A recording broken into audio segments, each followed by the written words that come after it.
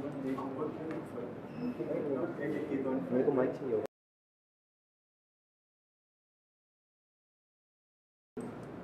I will search it.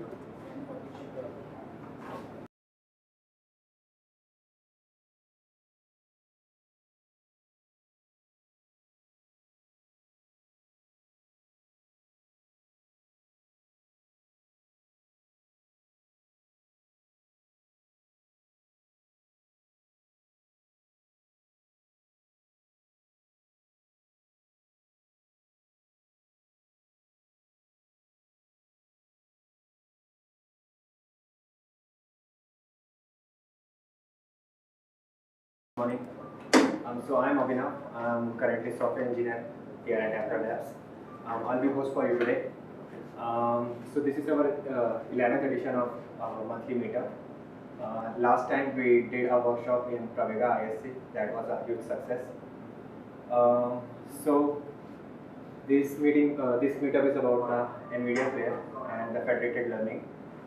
And our speakers will be Nitin and Ankush. But before we move on, I would like to, tell you something about our company, our vision. So we here at Apple Labs are experts at providing service at the intersection of video processing, cloud, and embedded. So, and our vision is to, deliver the customers with the best service possible, and in a very optimized and efficient manner. So before we move on, I would like to have a icebreaker session so that we can get to know more about ourselves, the audience, and even the online audience who are present here with the YouTube stream. So can I have a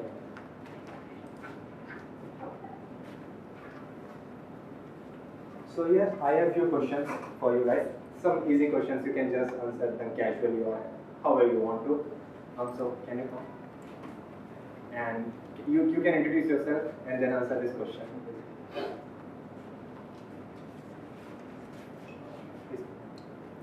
My name is Arya and I'm a freelancer and I mostly work on machine learning in AI projects. And my question is, if you could instantly become an expert in something, what would it be? Well, since my childhood I've been playing chess and I'm quite good at it.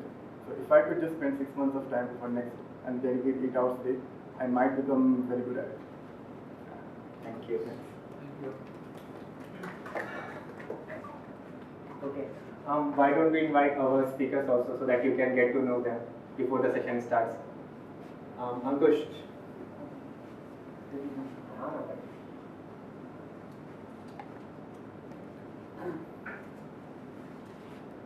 Hi, I'm Ankush. I'm a software engineer here. I'm also one of the speakers.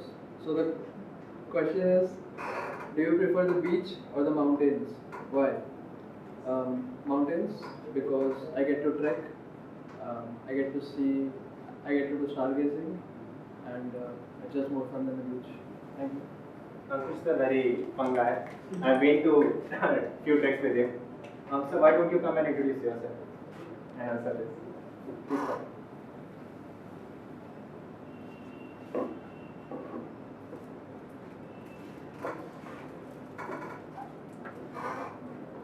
Yeah. You can introduce yourself and then answer this question. I'm Ajay. I work for Zebra Technology. And the question is, what's the most memorable adventure trip you have been on and what made it so unforgettable?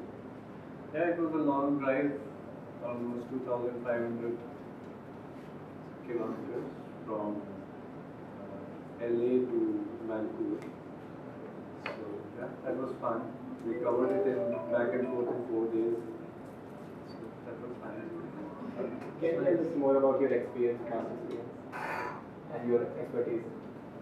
And worked in product development mostly, software, databases, middleware, and currently working in machine learning. Nitin, please come.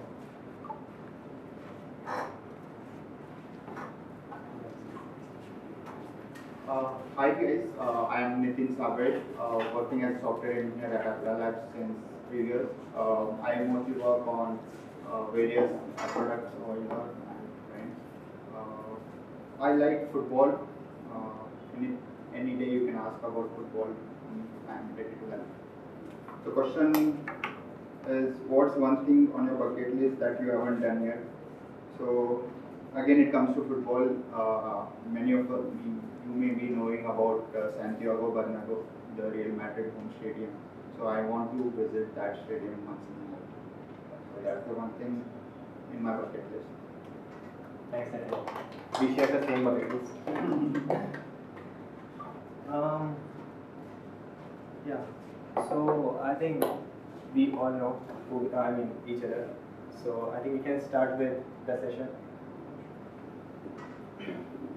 Ankush, please come.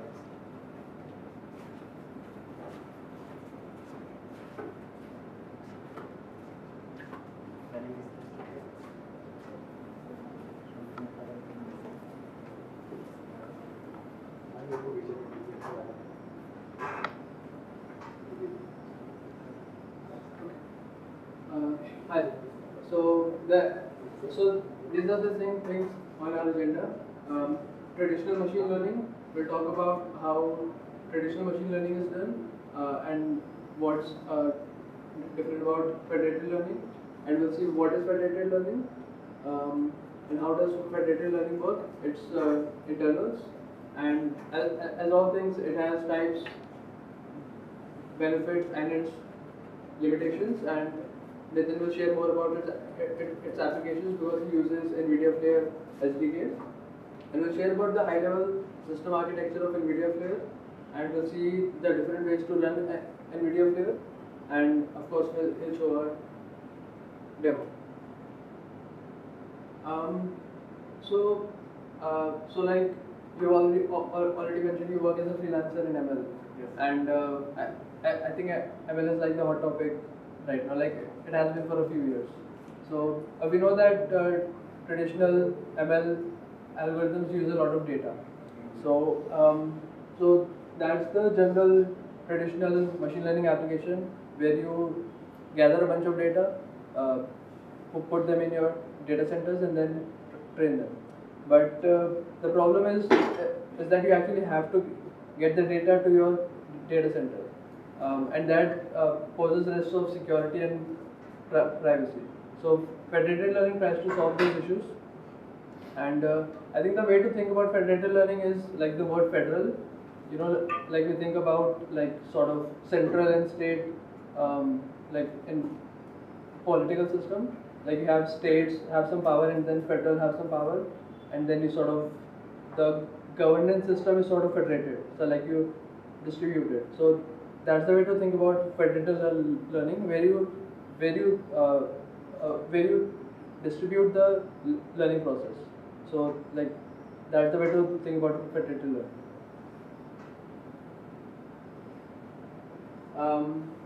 So yeah, now my colleague Nitin will share more. Thanks, Ankush, for the start. So let's go into more in what is federated learning and its examples, applications, and everything.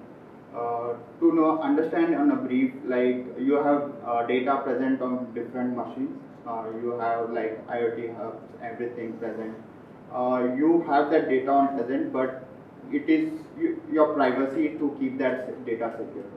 So federated learning helps it is a machine learning technique where your data resides on your own system and you train models out of it, and there is one global model. There is one global model which is being trained on your own residing data. Just to understand it more, we'll go like how federated learning basically works. So as you see, there are three sources of data coming from three multiple places. Like one is community hospital, another is research medical center, third one is cancer treatment center. Their own organization, they have their own private data basically, but they are kind of similar because patient. Either you go to the community hospital, research medical center, patients come into picture. But these organizations don't want to share their data with anyone due to regulatory things, NDPRs and GDPRs. So what will we do with that residing data present in those private hospitals and etc.? We have to come up with something. So using that data, we can train the local models on their residing system and give those results or outputs back to the global model. So federated learning helps in this manner, where you have a global model present. You will pass out that global model to all the residing states. Like, it will train all the local models over there. It will keep the data private. It will make it secure enough so that not only the data gets passed to the global model, only the outputs or the scores which have been trained have been passed to the global model. So this is one such example where you see 3 different sources giving back to the federated learning approach. We have different types of federated learning, basically horizontal federated learning and vertical federated learning. Horizontal, you can think of in terms of healthcare industries, where you have different same features. Basically, you go to different hospitals, you will store the same patient data with respect to one disease. You have to like, according to the standards of the disease being cured, you have to capture some of the same features. So you have the same features in multiple organizations but different samples. So horizontal federated learning helps in this example. Vertical federated learning can be talked about like you have different type of set of individuals present over it. Example is financial services. Financial services, I'll give you an example with respect to finance organization and a retail commerce organization. So because financial will have only the transaction, but the retail industry will have what you use those transactions for. So you can merge both of this and train a model out of it, like how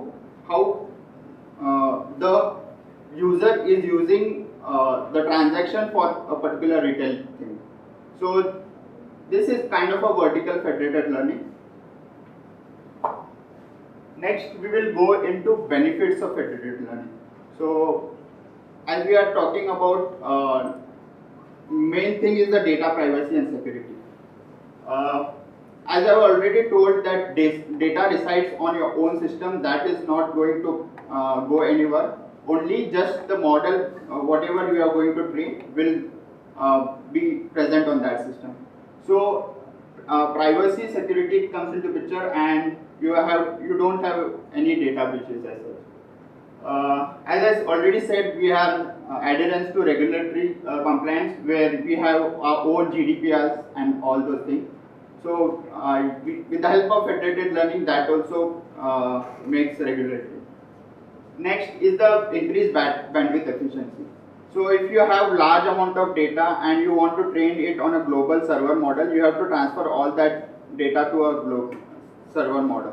But here, as you are sending only the models to those clients, and your bandwidth efficiency decreases, because you don't have to send the complete data, just you have to send the model outputs as such. Last, we have a greater scalability. Like, we can use these things on multiple devices and networks from like wide range of applications, from mobile application to IoT devices. When we go to the application, I will tell you one of the IoT solutions which will help make more scalable. When it comes to some application, there are some limitations also. With respect to the limitation, we have data heterogeneity. There are numerous devices which are coming into picture. We have independent and like unbalanced data sets. All of them not capturing the same data set, so we have a different data heterogeneity. Next, Next point is with respect to computational constraints. Computational constraints is like not all organizations are uh, may have limited computational power and all. So if you speak like all states, all countries may not have the same infrastructure as everyone. So and maybe their devices also with less computational power. When we go next to our limitations, we have model and system complexity. So when we are talking about federated learning, main thing is the model, and that model depends on how complex your model is and how can it behave when it goes to different clients and all. So this is with respect to one of the limitations of federated learning. Applications, I already spoke about healthcare and finance, where in terms of healthcare we have multiple sources like community hospitals or government organizations and all. With respect to finance, we have like finding out anomalies and all those things. With respect to autonomous vehicles, I think it will help in terms of traffics and all, where your data, your location and all resides on your vehicles itself, and you get a better experience with respect to the experience. Okay, so autonomous vehicles is one of the applications of federated learning.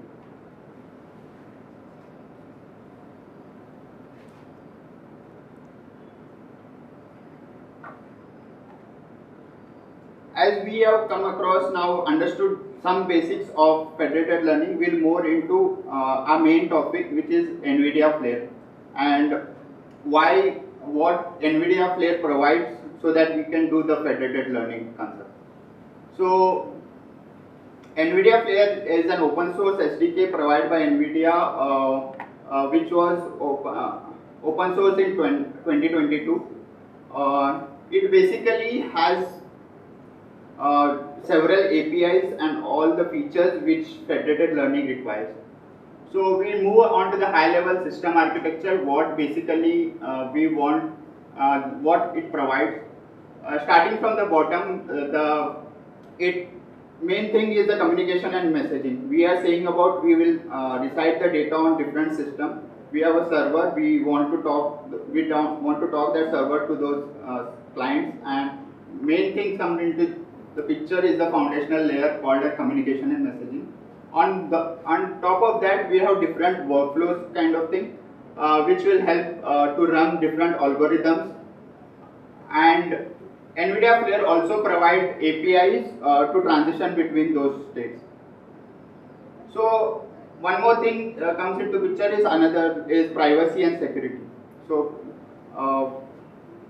privacy security, they have taken different approaches like differential privacy, harmonic encryption as such.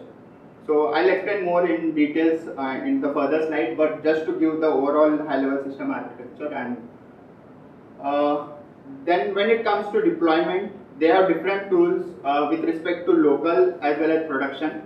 When it comes to local deployment, they have simulators. It kind of simulates your environment of federated learning in one system, and proof of concept with respect to development. When it comes to production, they have different tools with basically provision, monitoring and orchestration. We will go more into this tools and all in the further slide. As I told, the foundational layer of federated learning with respect to NVFlare is the communication. Let me help with the example where we have one server and multiple clients, basically 3 clients, and we'll keep that admin aside for some time and look as our main focus is on the clients where all the data resides. And coming into the picture, the security is the most concerned thing. Client has all the data which should not be transferred to the server. So what connection it does, communication it does between the server and client is the gRPC which was developed open source by Google, which is remote procedure call control. So what it is based on HTTP2, and what exactly it does is like it uses the remote procedure call as the underlying architecture and transfers only some data out of it to the underlying host system. Internally, what it does is like whatever training outputs or model outputs you expect, they are passed through some messaging format which is sent back to the server. Another role of the admin is to administrate all of the server and client scenarios, and to communicate between admin and the server there is a TCP connection, which is, I think everyone knows, which is the best suitable protocol. As you see, the admin can only talk to the server and not through the client, so it doesn't have any control over the client, and it helps only to administrate the jobs between the server and the client. So this is how the communication goes into picture.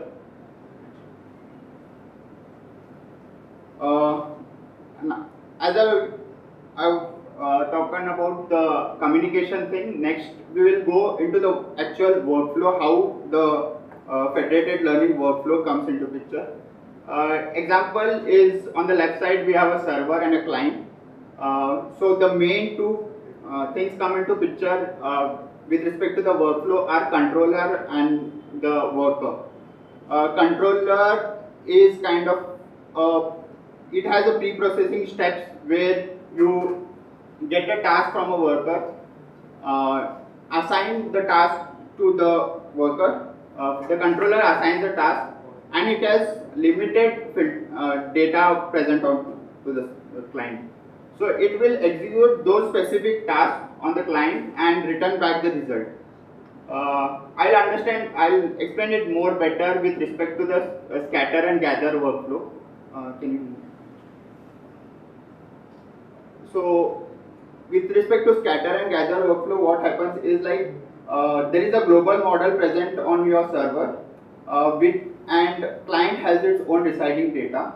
You scatter your model into multiple client systems, and the client basically validates the global model and trains on their data. Client basically trains on that data and send back the model, trained local model to the server.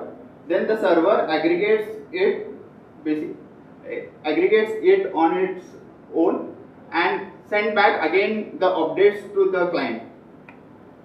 So what exactly happens? This repeats for a number of rounds until you find a particular expected global model output. To evaluate also, they have cross-site model evaluation. What exactly this does is like whatever your model is being trained on your local system, and whatever global output model is there, it can be evaluated using these workflows. Basically, cross-site model evaluation.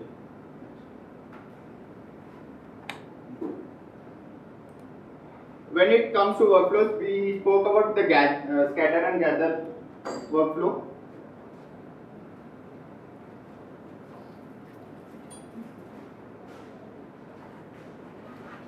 With respect to scatter and gather workflow, the algorithm being used is federated averaging. And I also gave you an example where the client runs its local model, then sends back the data back to the server and it aggregates. The federated averaging does the same thing. Aggregates model updated from the multiple client and creates a global model out of it. Next, we may have heterogeneous data present into the multiple clients. So next algorithm being used is the federated proxy. So what it adds to the averaging is like a loss function or a noise which makes the global model output better. So this is how federated proxy helps with respect to the whatever global model output we present. Next, we have the optimization things also. Whatever model which has been trained from the optimization after the averaging and all has to be optimized. So federated optimization helps with respect to that. There are different SDC variants which help us to do the optimization. The main concern with respect to us is like privacy and security, and also Nvidia Player provides those, considers those as most major things, and they have these privacy and security concerns. So with respect to identity and security, anyone who is participating has to be authenticated and authorized. So server can't basically, even if he authenticates, he can't access all the data. He has to be authorized to get some of the data which is residing on the server. So they have SSL certificated kind of scenario where you connect with the client system, and which will help you to authorize your existence. Every site, next comes into picture is the site policy management. Every site has its own set of rules and policies, and which has to be regulated. So site policy management has to be followed. Next is communications security. We are saying that global model output will get the client output, but what if it is being breached in between? So communication security helps in with respect to whatever participants are giving out the output are being encrypted and so. So this will help us with respect to the communication security. Finally is the message serialization. We are talking about the machine learning model, so the whatever output model can be complex. So message serialization will help whatever is being transmitting over the network is deserialized and is easily transmitted and deserialized. So this will help, message serialization will help in terms of this feature.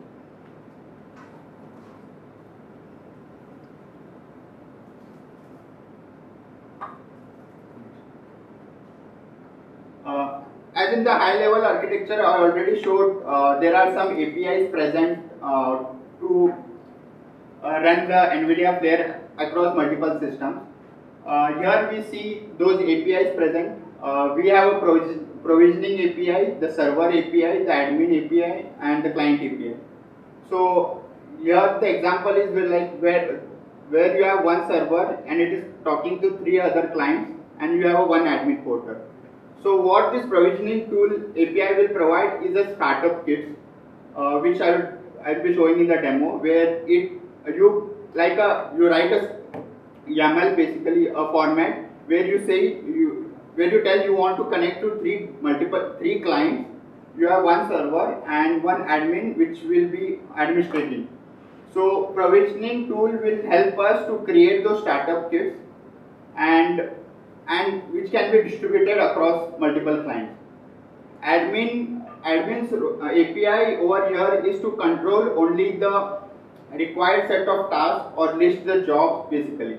So whatever communication is happening between server and the client, admin will have a complete control over it. And at the end, client's APIs are only whatever server task has been executed by the server has to be approached and done through the client. So they have their own event like tasks and events which should be performed. So these are the APIs. Yeah, these are the brief explanation with respect to each API.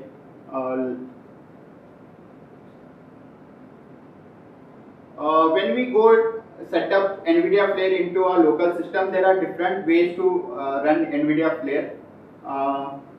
The setup process is very easy. You can use Python or use Docker network basically. with the help of Docker also you can set up Nvidia Flare. They have their own ways. When ways to run Nvidia Flare is like there are three different ways. One is simulator, where you have where you want to run on a single machine, where you use different threads to run different clients. POC is like a proof of concept. It is also on one machine, but here it uses different processes or different Docker instances. With respect to the production mode, this mode is more secure for training models for production, and it is kind of distributed fashion. I will be showing a demo on how to run a federated learning machine on using production mode in my demo. So let's go to the demo. I can talk about the references. These are the official documentation present for Nvidia Flare.